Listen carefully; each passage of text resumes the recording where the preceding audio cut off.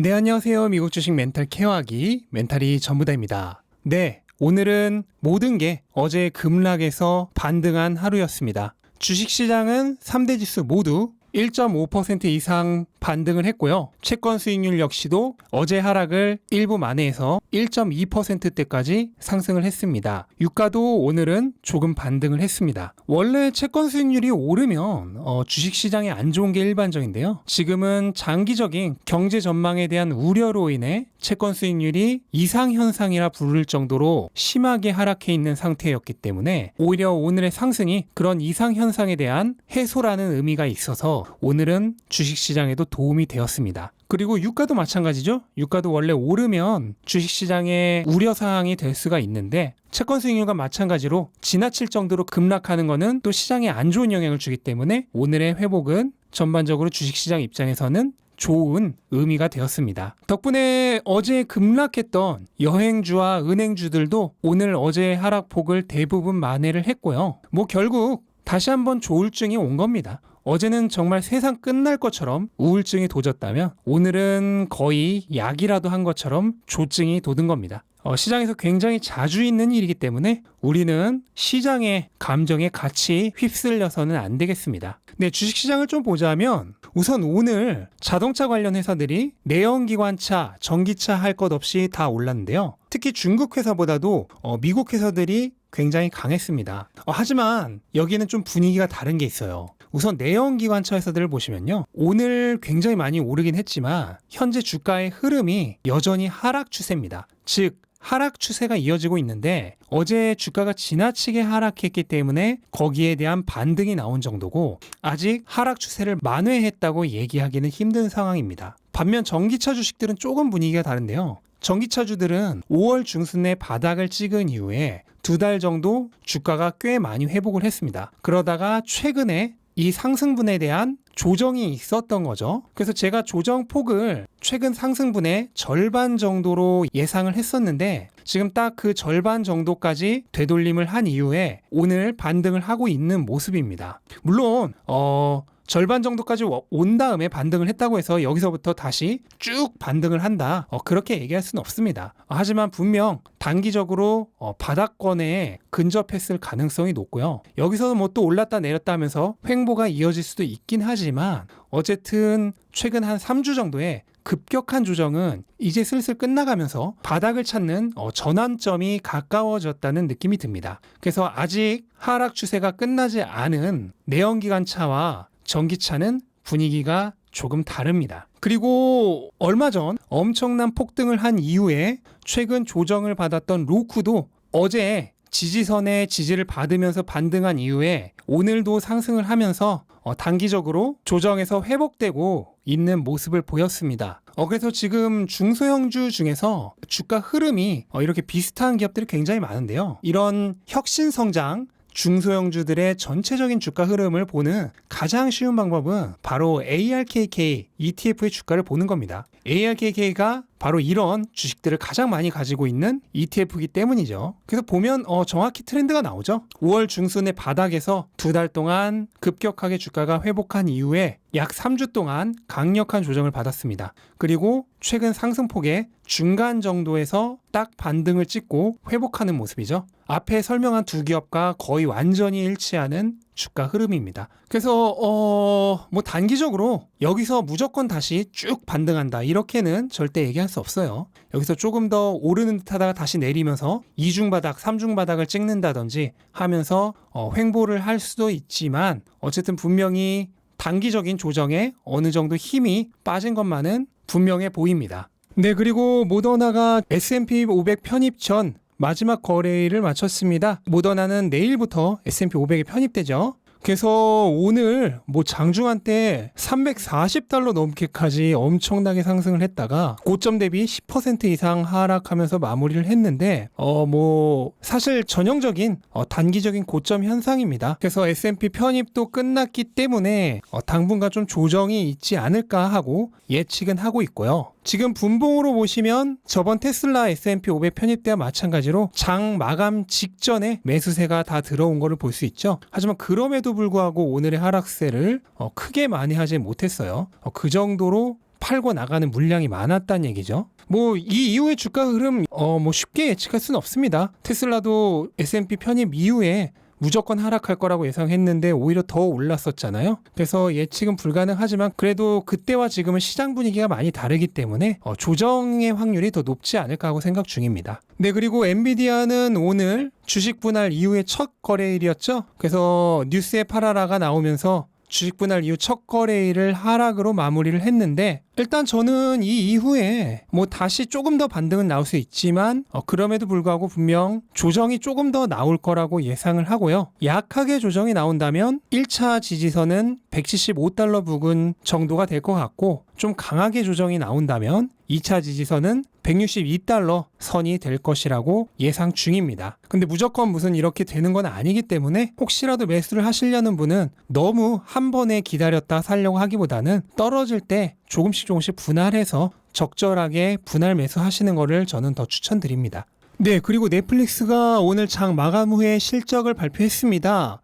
결과부터 말하면 어닝 미스였는데요. 그럼에도 불구하고 현재 애프터마켓에서 주가는 1% 정도밖에 하락하고 있지 않습니다. 일단 실적을 보시면 이익이 시장 기대치에 조금 못 미쳤고, 매출은 시장 기대치를 아주 살짝 넘었습니다. 하지만 가장 중요하다고 할 수 있는 가입자 증가가 시장에 기대했던 175만 명 대비 10% 정도 부족한 154만 명 정도에 그쳤습니다.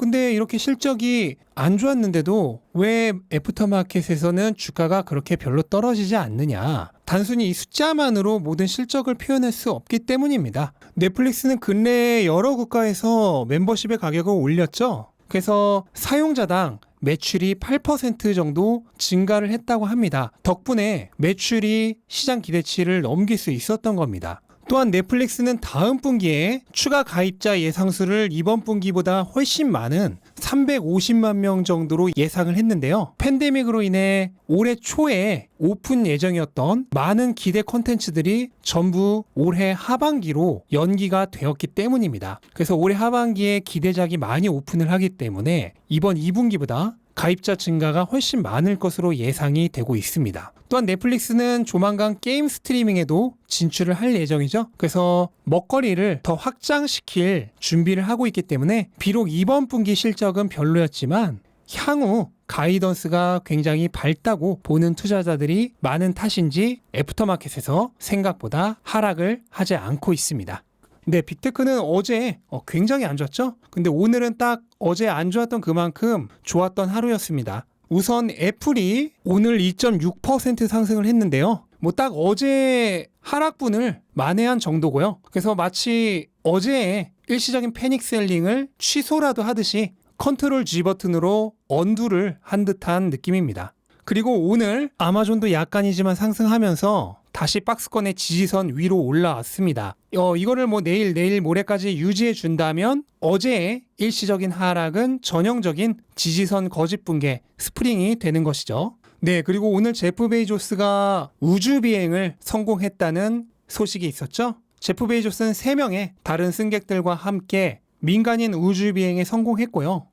지난번 버진 갤럭틱의 우주 비행과는 또 다른 의미가 있는 우주 비행이었습니다. 우선 첫 번째로 최초의 조종사가 없는 우주 비행이라는 기록을 세웠습니다. 오늘 제프 베이조스가 탔던 우주선은 스스로 비행을 하는 일종의 자율주행 우주선이었고요. 그래서 조종사 없는 비행이라는 특별한 의미가 있었고, 또 두 번째로 최초의 궤도권 민간인 우주 관광이었다는 의미가 있습니다. 지난번 리처드 브랜슨의 우주 비행은 지상 100km 이하의 준궤도권 비행이었고요. 이번 제프 베이조스는 지상 100km 이상의 궤도권 비행이었는데요. 준궤도권은 일부 기관에서는 우주로 인정을 하지 않습니다. 궤도권부터 우주로 인정을 하기 때문에 어떻게 보면 진정한 의미에서의 최초의 민간인 우주 비행이었다고 얘기할 수도 있겠습니다. 그리고 이번에 탑승했던 승객 중 이 가장 오른쪽에 있는 월리 펑크 할머니는 올해 나이가 82세라고 하는데요. 원래는 60년대 나사의 우주 비행사로 합격을 하셨던 분입니다.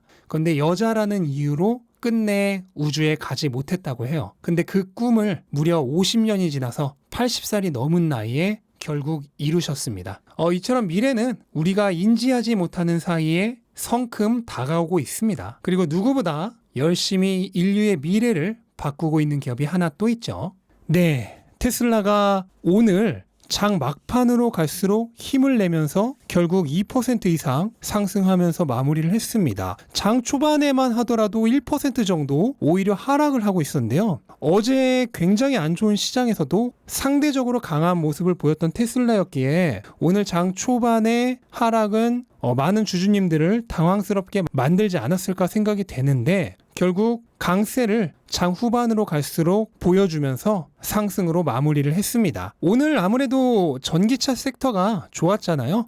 그 영향도 굉장히 있을 것 같고 시장의 영향도 뒤로 갈수록 더 받은 것 같고 또 결정적으로 실적 발표에 대한 기대감을 빼놓을 수 없죠. 이런 것들이 다 종합적으로 작용해서 오늘의 테슬라 강세가 있지 않았나 생각이 됩니다. 네, 그리고 테슬라 소식도 몇 개 전해드리자면요. 우선 중국에서 이번에 새로 출시된 모델 Y의 스탠다드 모델의 3분기 판매량이 전부 매진이 됐다고 합니다. 그래서 현재 주문을 하면은 4분기에나 차량을 받을 수 있고요.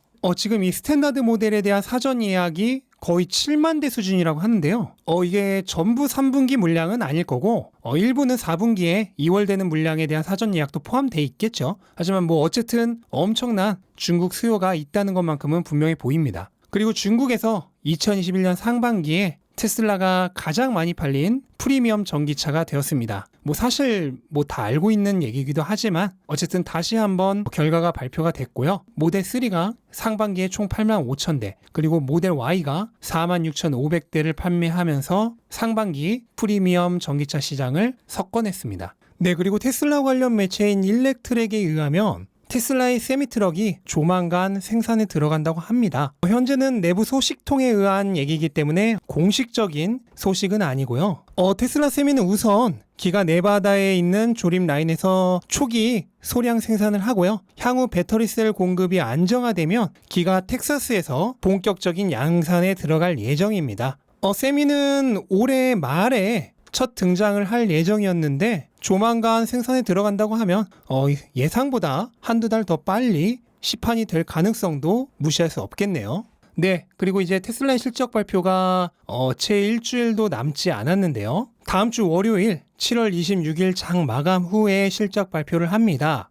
그래서 제가 몇 번 이번 3분기 실적에 대해서 좀 짚어보기도 했는데요. 그동안 추가적으로 있었던 다른 정보들을 종합해서 오늘 내일 정도에 다시 한번 실적 발표 전 최종 점검하는 영상을 한 번 더 만들려고 생각 중입니다. 일단 현재까지 시장에 기대치는 그렇게 높은 것 같지는 않은데 저는 그게 오히려 더 잘된 일일 수도 있다고 생각을 합니다. 시장 기대치가 너무 높을 경우 실적 발표 후에 오히려 주가 흐름이 안 좋아질 수 있기 때문에 현재 지금 정도의 흐름도 결코 나쁘지는 않다고 생각을 합니다. 네, 이렇게 오늘 시장 둘러봤습니다. 오늘 시장이 어제의 하락을 꽤 많이 만회를 했는데요.